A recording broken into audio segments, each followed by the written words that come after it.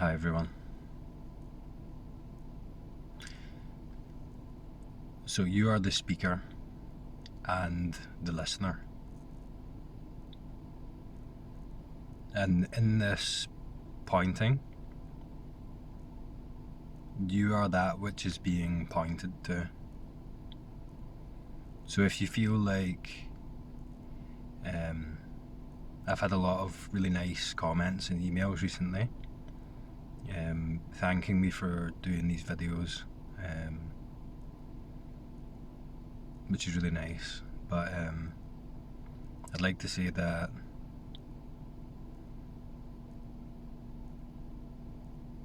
that's a gesture of appreciation that might seem like it's directed out towards this character David. But as I appear in your experience, as you, so to speak, any clarity that you're gaining, any benefit that you've received from these videos is coming from yourself, coming from your essential nature.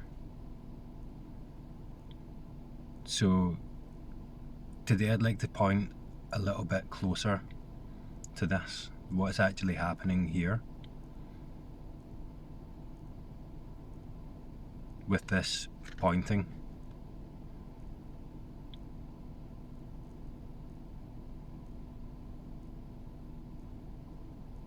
And this can be really helpful when watching videos like this or consuming material such as this, that there are a few insights or recognitions or understandings even that provide a kind of next level of clarity which make the pointing so much more effective. And the pointing is effective when we get in tune with that which is not obstructed by or obscured by the assumptions of separation.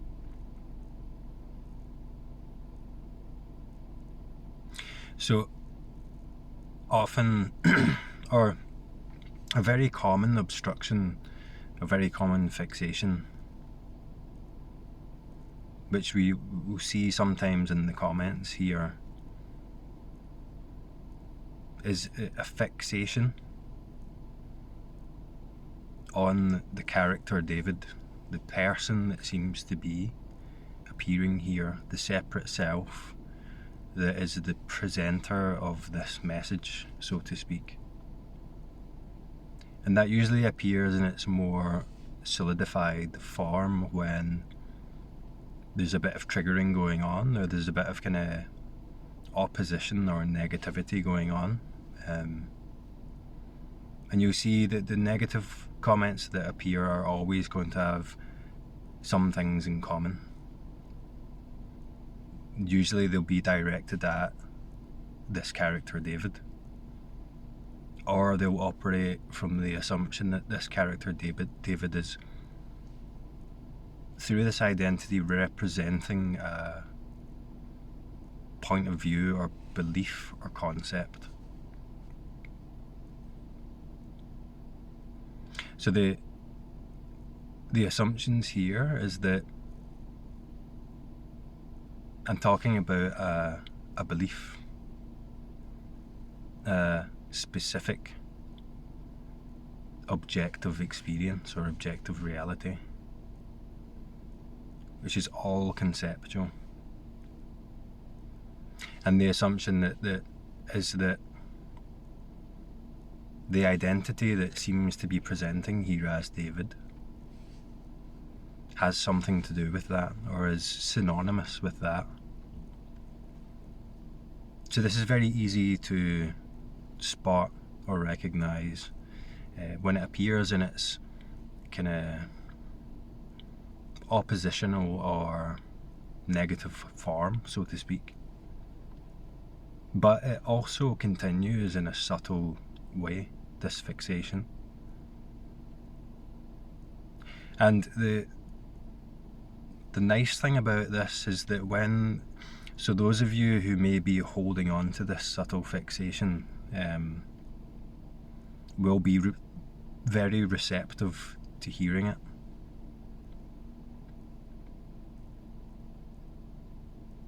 Because we can only assume the reality of David as a separate character when we occupy that subjective position of a separate character. So the barriers of separation there are assumed within the context of this seeming interaction between two separate entities that are trying to relate to or talking about an actually existing objective reality called awakening. This can appear in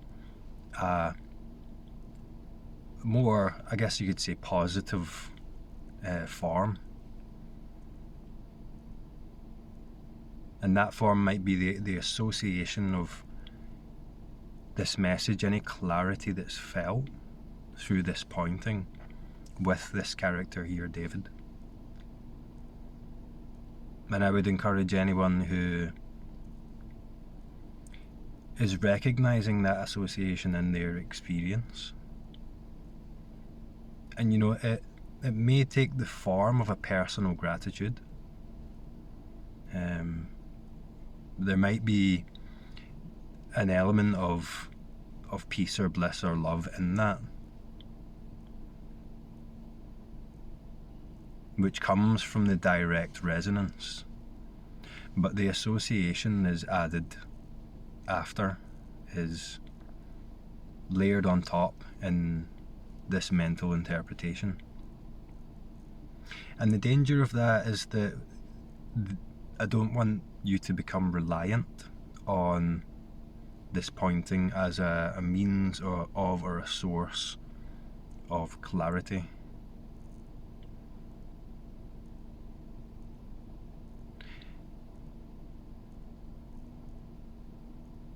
So that's what I'm trying to do here, is to point to what's actually happening, and that the clarity that comes about through this pointing is you. Directly, it's you. It's all you. It's all your experience.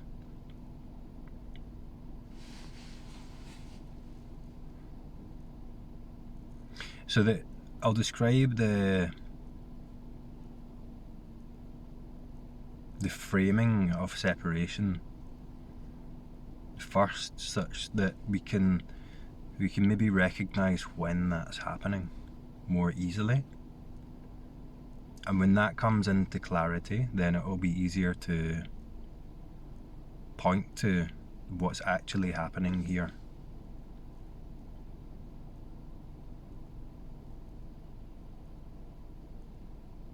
So the assumption, the framing, is that David here is talking about something called awakening.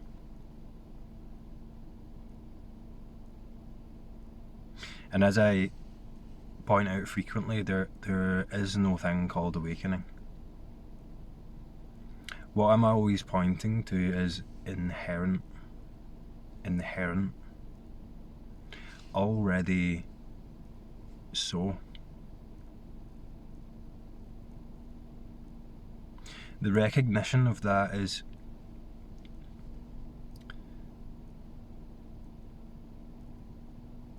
or the obstructions that are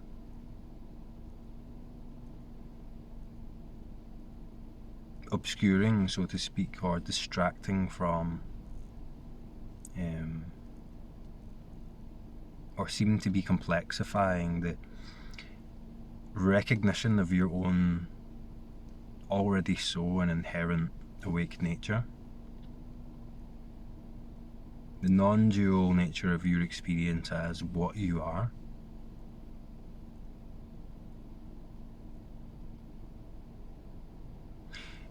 When I point to these obstructions, or when I speak like this, all that's happening is that if you're following along Attention comes more closely and directly and intimately into your own experience here.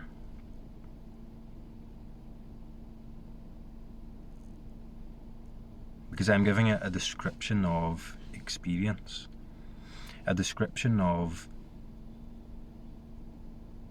the fixations, the function of identification that is making it seem like this isn't already so, this isn't already complete, this isn't, or this is anything but presence already. So as attention moves, or as this very natural thing happens when you really listen to this style of speaking, is that attention moves with what the language is pointing to quite naturally. There's a mysterious thing that happens, that when I speak, the meaning, so to speak, within these words is immediately recognized spontaneously. That in itself is a great mystery. That in itself is something you can't figure out. But the recognition brings into clarity, opens the attention up such that it can encompass the obstructions that I'm talking about. And I'm only ever talking about the obstructions, because I can't talk directly about non-dual nature. So as these obstructions in your experience come into clarity, they lose a bit of their power of suggestion, because they can only continue to suggest their own reality in a kind of ignorance when we're looking from that assumption. All of that happens, the clarity that comes about from kind of exposing these deeply held beliefs and assumptions, all of that happens in your experience. The only thing that you have is your experience. The only thing that there is, if you're listening to this, the only thing that there is your experience. My experience here as David is inaccessible. It doesn't exist. It only exists as this apparent character that comes into your experience and then seems to talk from experience. That's what the pointing is your experience, the only experience there is, so experience describing itself to itself and bringing into clarity these assumptions that we've looked past consistently.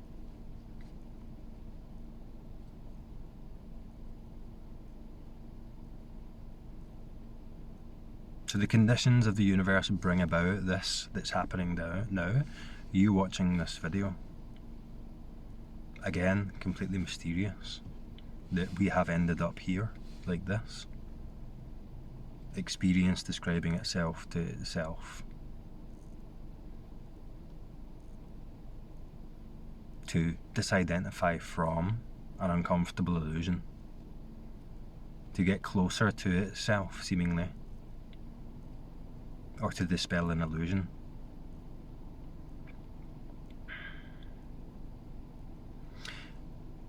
So as I speak to you now, there are a few different ways to take this.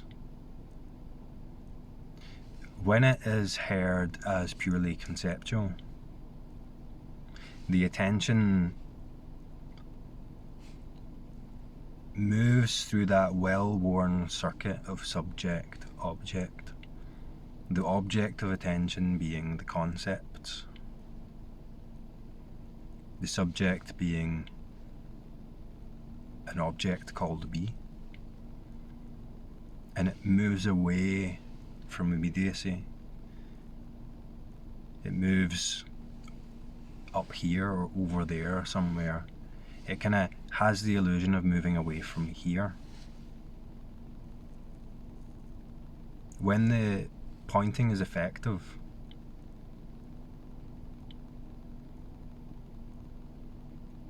the concepts don't have any weight. Because the weight to them, the importance to them is a fixation. Is imbued upon them from the point of view of the separate self. If you can recognize that happening, just recognizing that, you'll spontaneously let go a little bit. And it presents as not quite getting it, struggling thinking about it, trying to figure it out.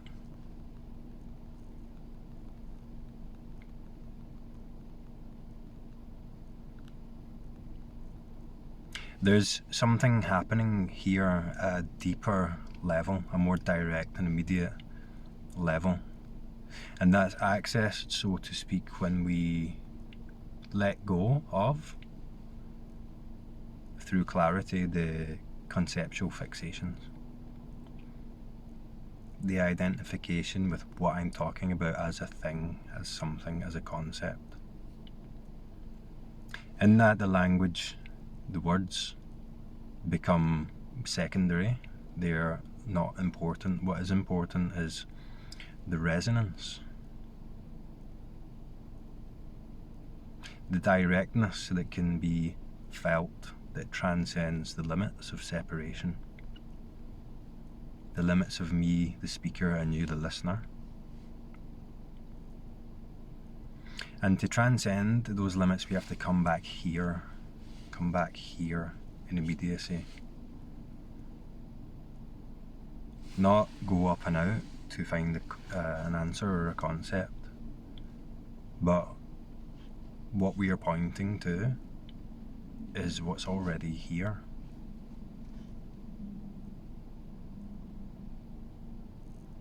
So in the language, we've got the immediate and mysterious recognition of the meaning of words that happens completely spontaneously without thought. So you don't need to think to hear this.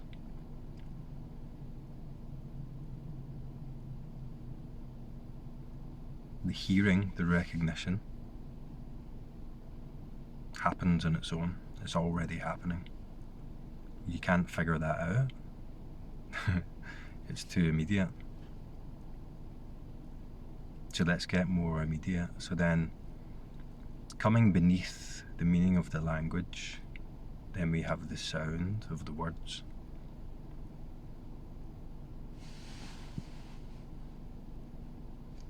Your experience, you are the only one that is hearing this, that's hearing these words. You're the only one right now that I'm talking to.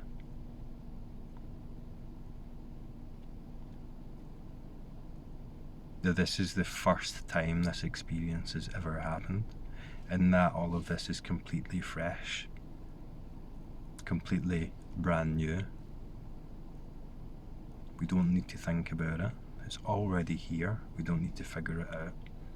So anything we're bringing into this, we can just let go completely safely. Let go into the sound of the words. The meaning's already there. Let go into the sound of the words. In the sound, there's no David talking to you, the listener. There's no separate guy here talking through some technology, through the space, and you, the listener. What you are at your essential nature, at the most simplistic and inherent level, is too immediate for that, is too free to be limited by those boundaries. What you are is the sound. David talking. I'm talking to you, as you. And the only thing there is, this moment, your experience. That's why I've said before, you're talking to yourself. There's no me and you in this. There's no student-teacher relationship in this. That's why this is so free. I don't have to know anything about what I'm talking about. I don't have to think about it. You don't have to think to hear it, because it's already done. It's already complete. It's inherent. What you are, what I am, is the same thing. There isn't separation here.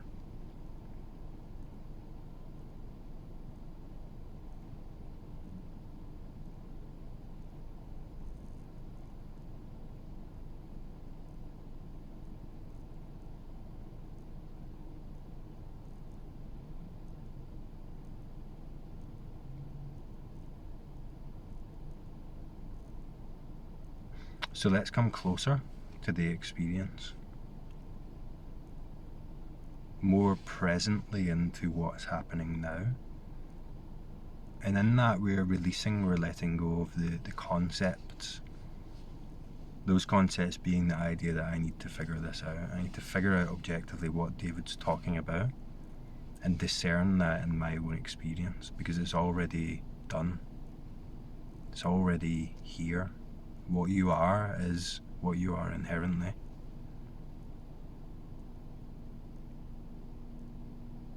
When we move out towards an object, a thought object, an experience, we're moving away from our essential nature. We're seeming to overlook it and move past it. If you comprehend David or experience David as a separate character talking about something called awakening, you've moved past it. Come back here, come closer, and stop. Don't move. There's no need to move away from this. There's no need to move away from the sound into the meaning of the language. That doesn't matter. What matters is you. So can you hear the sound as what you are? Can you experience the speaker, David, and your experience as what you are?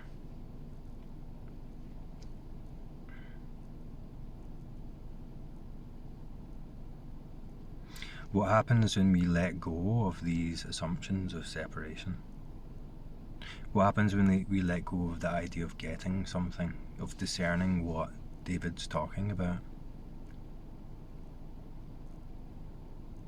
And we consider that any clarity which is inherently here is already here. Your non-dual nature is irremovable from experience. It's already complete. So what do we have to do to bring that fully into clarity? Just notice what's making it seem like not that.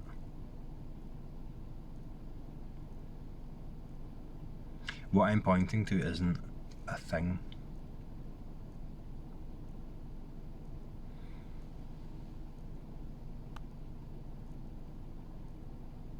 What I'm pointing to as your true nature isn't somewhere else. It's not an experience that David's having that you're not, because there aren't two experiences. There are never two experiences in experience. That's a thought. So I am your experience. There's only one experience. There's only one thing, which isn't a thing. So I appear in your experience, the one and only experience. point straight back towards yourself. So if there's a movement out from yourself to point towards David's experience, you're missing it. I'm pointing straight back towards you, towards what you are as experience, as the very awakeness in which this pointing appears. So much more beautiful. So beautiful that I appear as your experience, talking experience through this process of awakening. And I do that by describing my experience. That's all I'm ever doing. My experience is your experience. There is just experience. And you are it. It's not a progression. It's not a figuring it out. You are it already. You have all of the answers. Or you are the answer.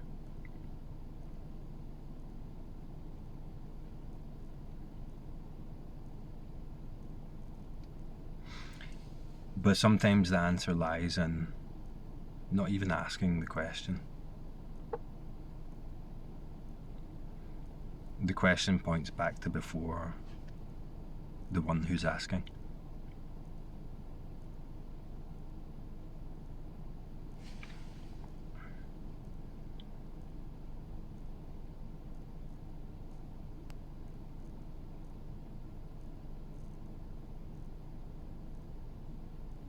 So when you watch these videos, when you make use of this pointing,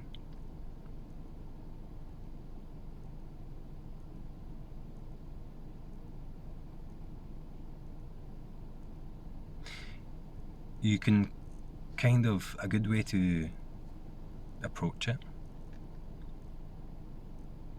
that's going to remove a lot of the solidity of the concepts and the mind-made assumptions,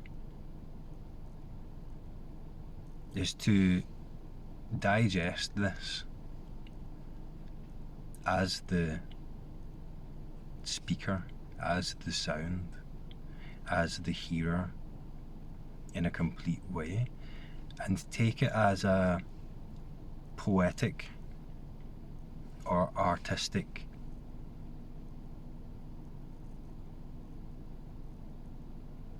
interpretation of your already non-dual and complete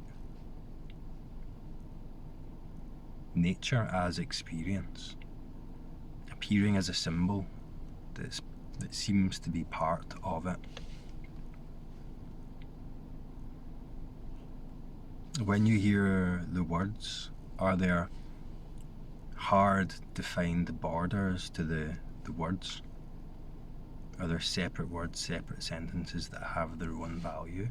Or can you let all of that flatten out and let the sound fill your experience completely? Because there are no parts to this.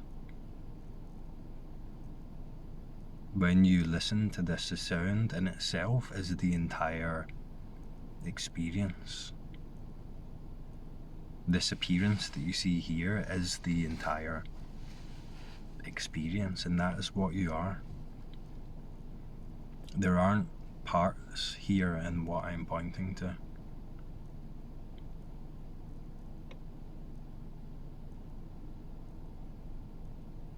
So experience hears itself appearing as this already mysterious language. And that has the effect of relaxing or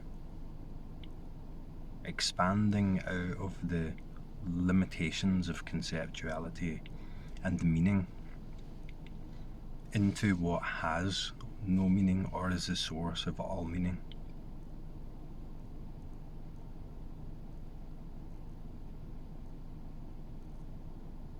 I'm appearing as an object, as what you are, pointing straight back and through you as the separate character, through you as the one hearing it, to your source.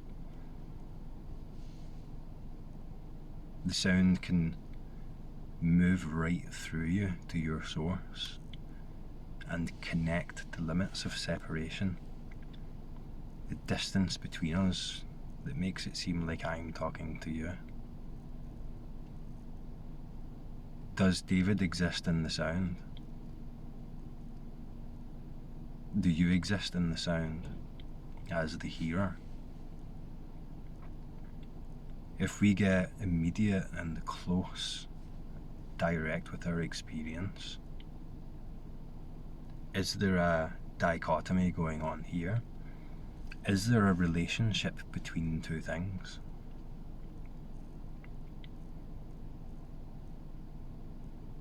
So we have this objective structure with meaning called language. These objects called words that mean something, that represent something as an object. The sentences come together as another object that point to an object called awakening. That's not what's happening here. The recognition of what I'm talking about, even in the meaning of the words, that transcends limitation, that transcends separation. There's a shared understanding, a recognition in the language, in the meaning of it, that transcends the object of language itself, that transcends even the thought. It happens instantaneously, happens immediately. So I am appearing to talk to you, and you recognize and comprehend the meaning in the language instantaneously, without having to put effort into discerning it. That's how to listen to this. And the good thing about that is that's just what's happening anyway on its own. It's completely automatic. It requires no effort.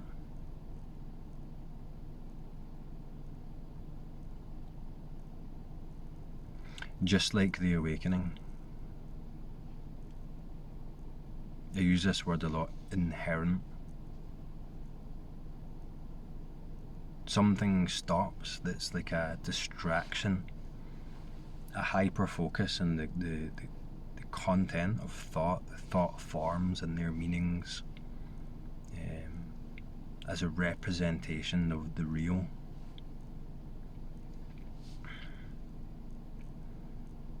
That function stops, and what is inherent just is.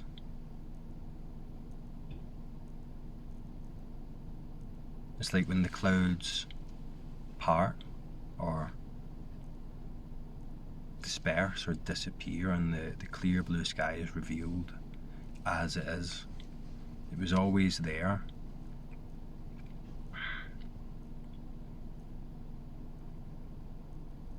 It just becomes clear in the absence of the distraction.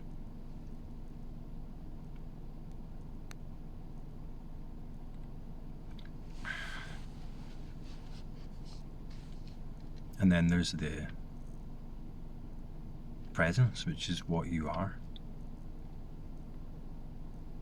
There's a direct resonance with that transcends distance, transcends separateness, transcends even this technology you're using to view this, I'm using to record it. Because what I'm talking about is your essence, what I am that you are. At the most intimate level, there's no distance in it. There's no delay in it. There's no time.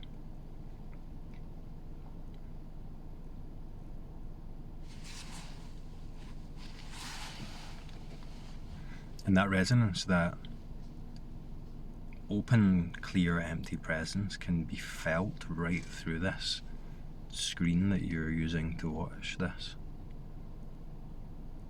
So the apparent two experiences come together as one, and that's felt as peace, simplicity, and clarity.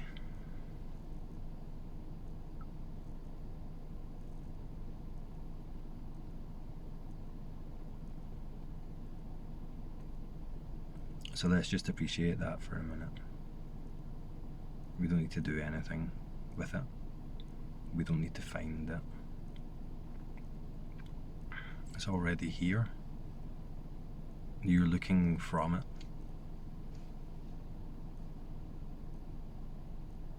You're hearing as it. The sound is hearing itself. The presence is the nature of experience, and that clarifies when we don't move or seem to move from it, which we never do.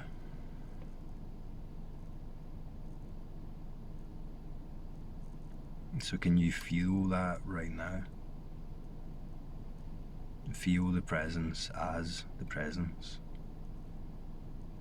Can you notice when you seem to move from that into something that doesn't exist, which is not presence? All there is presence. All there is non-dual nature.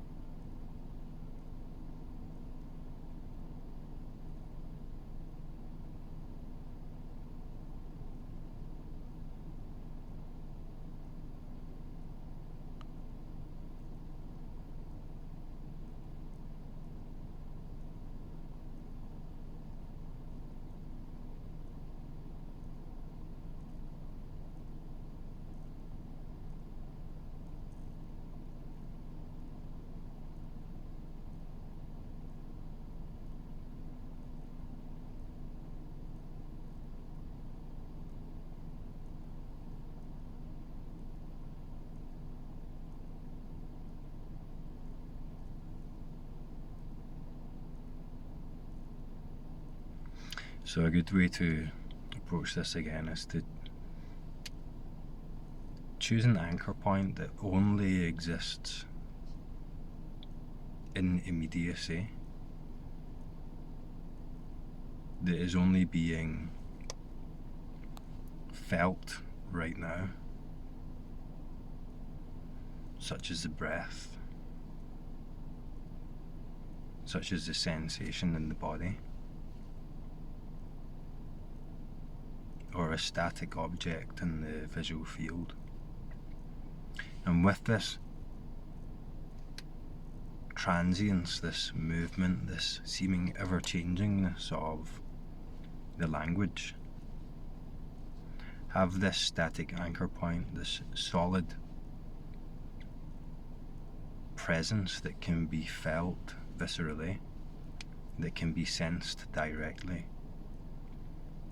to hold you here, such that you're not carried away up into the ethereal and ghost-like space of thought. The uncomfortable and always efforting, discerning, comprehending, objective mind, and become familiar with the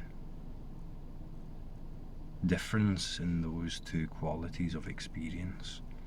Become familiar with the movement of attention away from the immediate, away from direct experience, presence, and into a suggestion of not presence. They're trying to figure something out that's not here. The disassociative quality of moving the attention up into the mind.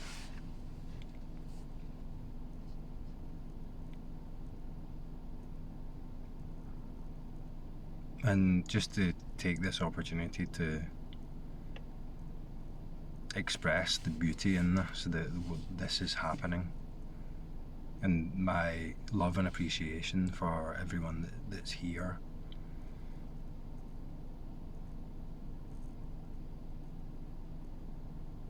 With this unified movement as one, as what we are, into clarity, into liberation.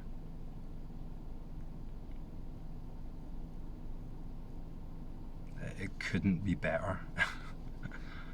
And if it sometimes seems like it's frustrating, or the suffering there,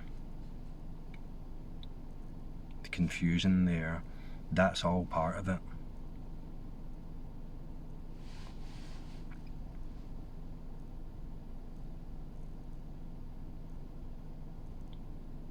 It clarifies in retrospect as the way it had to be, the way it is, the only way it can be.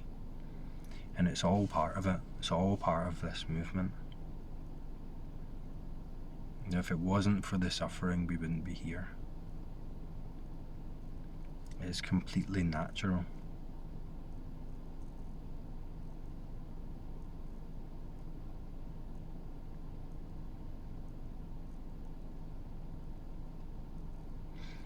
It simplifies, it continues to simplify, and this is what I'm doing here. Simplifying experience to its source by speaking as experience. Anyway, I'm gonna have to go now, but